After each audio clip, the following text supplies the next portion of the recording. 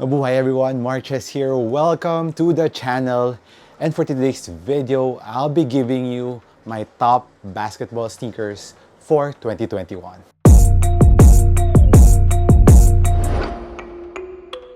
So a little thing to know about this video, guys. This is mostly my personal preference that fits my playstyle, my personal favorites. So I would expect you won't agree with all of my choices, but do let me know in the comments down below if you agree with me or not. So my basis for this basketball sneakers are, of course, the traction is good. It is very dependable. The cushion is also good, whether it's thick or thin, it still gives you a very good cushion. And the last thing, of course, is the support that I'll be getting out of the sneakers. So the first on my list is the Way of Wade All City 9.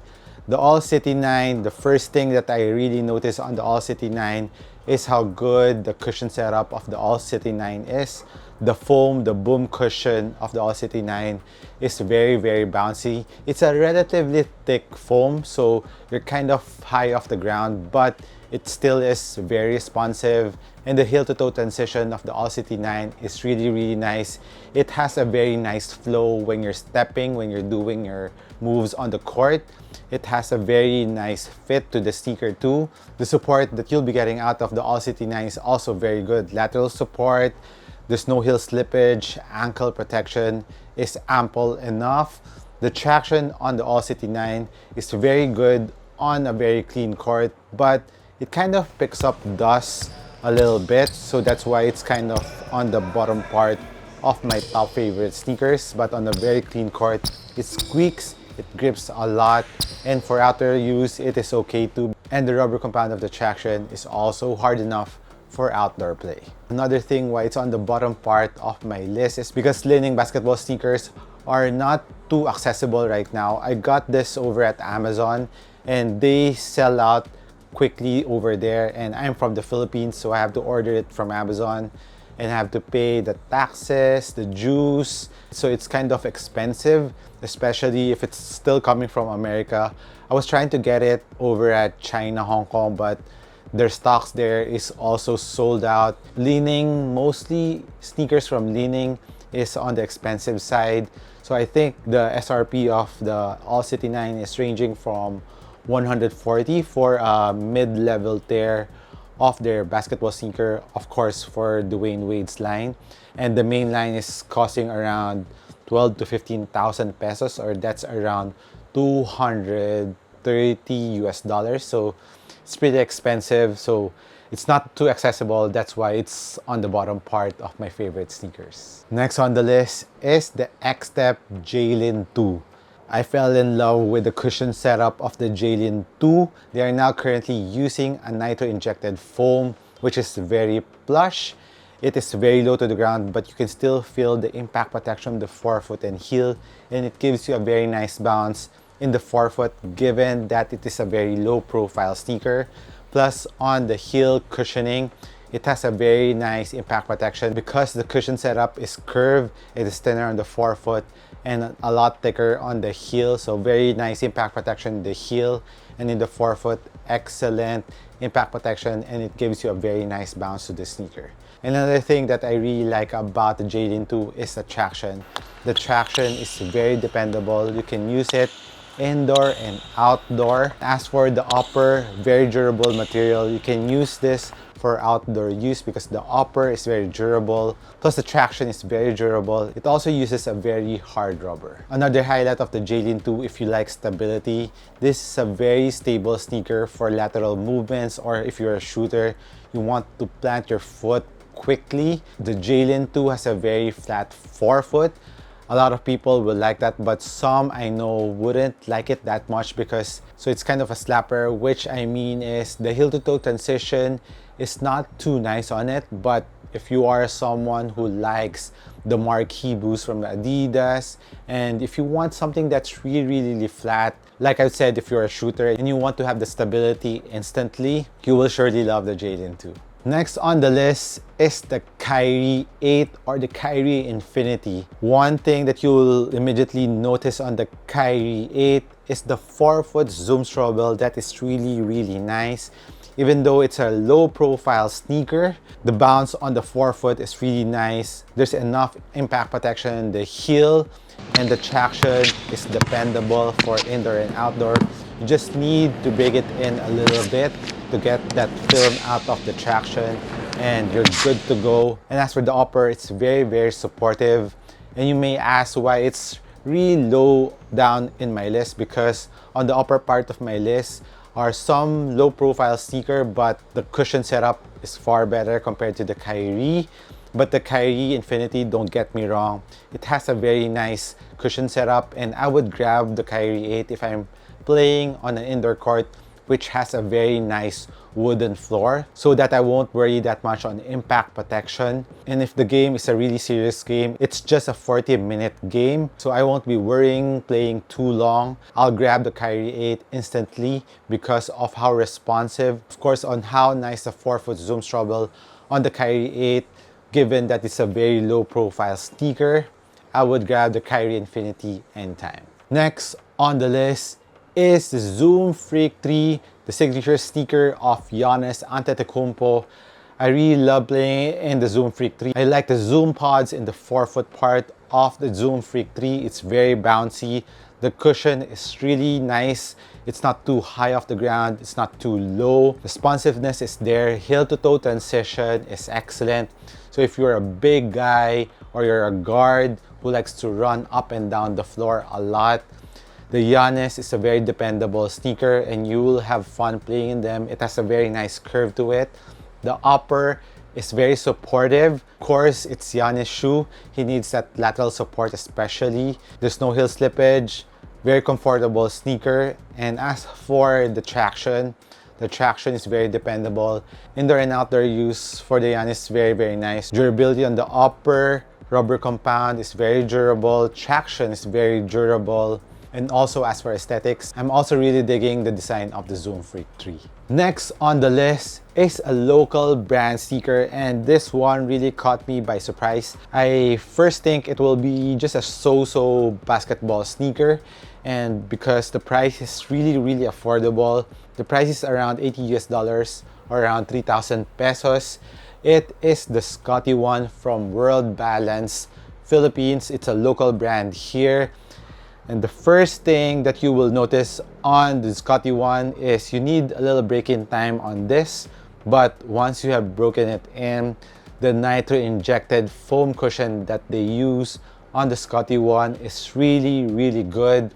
It's very bouncy in the forefoot. In the heel, impact protection is very nice. Heel to toe transition is very nice too. If you're a guard who likes, like I said, like in the Giannis, you like to run up and down the court a lot, you will surely like this. And another highlight that I really like is the traction. It is ultra dependable. I even played it on a moist floor and I was really surprised that it was even gripping on the moist floor.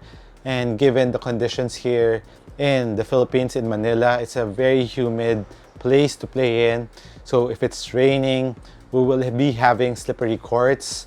It was still gripping, and you can also hoop this outdoors. The rubber compound is really thick. And as for the upper, if you like a Kobe sneaker, I think this one, the Scotty one, is a must try if you can get a chance to grab. I'm really proud of the sneaker because it's locally made. It's very affordable. The fit on the upper gives you a very Kobe-like fit to the sneaker. Very nice snug fit, very nice one-to-one fit. It's also very comfortable around your foot. Support is there, durability on the upper is also there, ankle protection is also there. So thumbs up on the Scotty one. The next 5 on my list is actually interchangeable. It really depends on my mood for the day, or it depends on how I feel that day. If I'm playing back-to-back days, if my knees are weak, or it's a really serious game. So these 5 are pretty interchangeable. First is the Lebron 19s. I know a lot of you don't like the Lebron 19s because of its weight, but don't judge the sneaker immediately because the Lebron 19, even though it's a relatively heavy sneaker, I'm not gonna lie, I'm not gonna disagree, it's a heavy sneaker, but there's something about the Lebron 19, once you wear it, you wouldn't feel the weight that much. Although if you're a very light player, you would really feel that. But for me, I'm a medium build. I really like something that is very stable on a basketball sneaker. I like playing on the Lebron 19. The cushion is amazing on the Lebron 19. If you like that maximum bounciness on the forefoot and maximum impact protection, the heel. Plus another thing that I like on the Lebron 19 compared to the 18s is it's not too high off the ground. It's a little bit lower compared to the 18s. Plus the stability on the 19s is way better compared to the 18s. This is more flat on the forefoot, so you won't be worrying about rolling your ankle. And as for the traction, it's ample enough. It doesn't squeak, but I'm not slipping. Although I heard some reviews that their Lebron 19s, they're kind of slipping, but mine is an Asia release. I don't know if that's a huge factor, but mine's still gripping on the floor, although it doesn't squeak. You need to break it in a bit too to get that maximum traction. As for the upper, of course, the upper is very supportive. Of course, the Lebron line is known to be a very supportive sneaker line, and this is no exception. The Lebron 19 is a very supportive sneaker, and I would pick the Lebron 19s, like I said, if I'm playing back-to-back days and my knees are tired and I need a little help on my jumping. The Lebron 19s is a perfect basketball sneakers if you are on recovery mode and you don't want to be too hard on your knees. Next is the Anta KT7. The KT7 features an all-new nitro-injected foam, and I have been a fan of nitro-injected foam this year. Like a lot on this list, they have been using the nitro-injected foam, and the KT7 uses the nitro-injected foam really nicely. Their nitro-injected foam has a very nice balance of bounciness in the forefoot. It's not too thick, it's not too thin, and as for the heel, impact protection is really nice. You just need to break it in a little bit, like all nitro-injected foam. You really need to break in a nitro-injected foam first before you get the maximum feel out of the foam. And the KT7, very bouncy in the forefoot, impact protection, like I said, forefoot and heel, excellent. Another thing that you will surely love on the KT7 is the very dependable traction on the KTs. The KT line from the first until to the 7th, the traction is very dependable. In their outdoor use, slippery courts, won't have a problem. Dusty floor too, doesn't pick up dust. It squeaks a lot. A very stable sneaker. A very nice lateral outrigger on the KT7. It's made for clay, which is a shooter, of course. And of course, the support that you'll be getting out of the KT7. It has a stabilizing plate that runs from the forefoot to the heel. Lateral support, ankle protection. If you are someone whose priority is support, you will surely love the KT7s. Next on my list is the Jordan 36. If you've been following this channel, if you have been watching my videos, you know how I love the zoom strobel. And of course, the Jordan 36 has a full-length zoom strobel. Very nice feeling below your foot. Even if you have a tired knees, even if you are on a serious game, the zoom strobel will give you that maximum comfort feel of bounciness and impact protection from the forefoot and heel. It's very responsive, very bouncy, very nice impact protection. And the traction in the Jordan 36 is really also very dependable, which I'm really impressed, because on the Jordan 34, it's a hit or miss on some colorways. On the Jordan 35, the traction improved, but on the 36, man, I even played it on a dusty floor. I was really expecting it to slip. It was still gripping really nicely on the dusty floor. It's a very expensive sneaker to be hooping it outdoors, but if you don't mind that, you can go hoop with the Jordan 36 outdoors too. As for the upper, is another thing that I like on the Jordan 36. It has the thinnest upper. If you like ventilation, this is the runaway winner for ventilation. It's a very thin material. At the same time, it didn't sacrifice the support on the Jordan 36. Still a very supportive sneaker, but make sure that you get the right size for you, because the upper is really thin. So if you want a very snug fit to the sneaker, I would suggest if you can try it in store, try it first to get the best fit for the Jordan 36. Next on the list is of course the Zoom GT Cut from Nike. This is what I've been mentioning. If you like a low profile sneaker, a very responsive sneaker, plus still getting that impact protection and bounciness in a very low profile sneaker, I really can't explain the feeling on the GT Cut. It has a full-length Zoom straddle too, plus the insole or the insole and the midsole, because you can remove it. It's made out of React foam. Impact protection from the forefoot and heel on the GT Cut is really nice. Plus the bounciness, you would feel it on the Zoom straddle when you're stepping on the React first, then you would feel the bounciness. It's a very nice cushion setup. Like, I mean, one of the best this year. And like I've said, if you are playing on a very crucial game, you want to be really responsive, at the same time very quick on your movements, and even on the heel to toe transition of the Zoom GT Cut, it has a very nice heel to toe transition, a very nice curve to the sneaker. Stability is awesome. Support of the upper is really nice too. The fit on the GT Cut is very nice. Like I said, if you like a fit of the Kobe line, you would surely love the GT Cut. And as for the outsole, the traction is very grippy. Dust pickup is also not a problem. The rubber compound is very durable. You can hoop with this outdoors too. But one problem on the GT Cut right now is the availability. It's scarce. I'm really surprised that it's being resold at a really high price right now.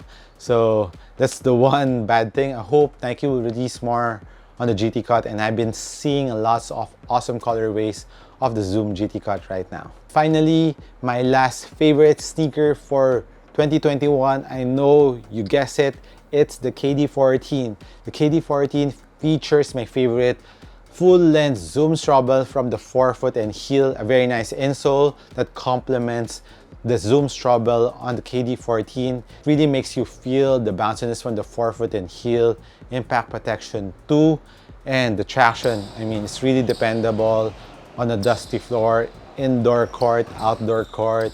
Is very dependable too. The cushion really complements the full-length Zoom straddle. Although I think the cushion will bottom out a little bit, but I don't think it will matter because you can still feel the Zoom straddle touching below your foot. And as for the upper of the KD14, it gives you a very nice support. And what's nice about the KD14 too is it is more stable compared to the predecessors of the KD line. It has a more stable forefoot especially. So it has a perfect combination of cushioning, traction, stability, support. I mean, it's one of those sneakers that you would like to be having always on your bag. If you're not sure on the conditions of the court that you'll be playing on, the KD14 is very dependable. And what's nice about the KD14s is it's very available right now, and some colorways are on sale. That's why it's really highly recommended by me. So that's my top 10 basketball sneakers for 2021. Let me know which sneaker did I miss, or do you agree with my list? And let me know which top 10 or your top 5 sneakers for 2021. Hit me a comment down below. This has been MARKCHES once again. Thank you for dropping by this channel. I appreciate you guys. Catch you on the next one. Peace.